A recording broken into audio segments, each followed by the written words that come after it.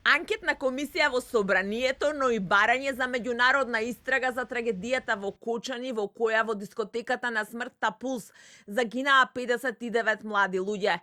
Ова според неофицијални информации сте дел од предлозите за кои социјалдемократите размислуваат да ги побараат од власта.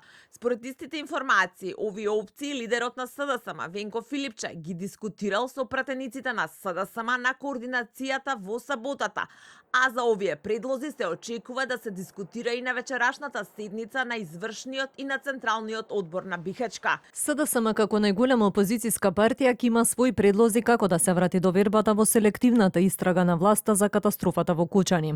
Конкретно кои ќе бидат нашите чекори ќе соопштиме кога ќе дојде време. Вели за телевизија 24 висок партиски функционер.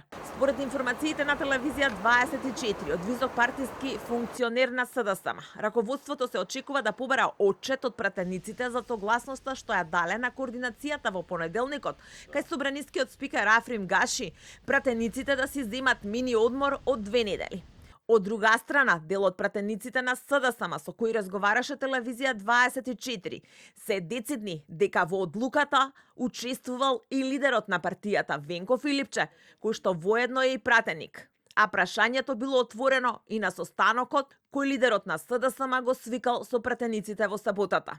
И додека од најголемата опозицијска партија допрва ќе решаваат што ќе превземат, од левица со конкретна иницијатива – интерпелација за шефот на полицијата.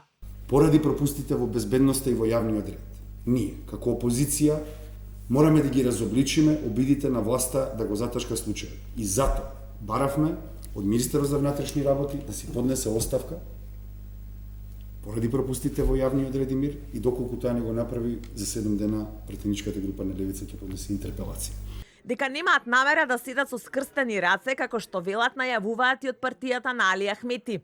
Од ДУИ за телевизија 24 велат дека работна група веќе работи на институционални предлози, со кои, како што велат, ке докажат дека се води селективна истрага за катастрофата во Кочани, но и дека правдата во државата е селективна.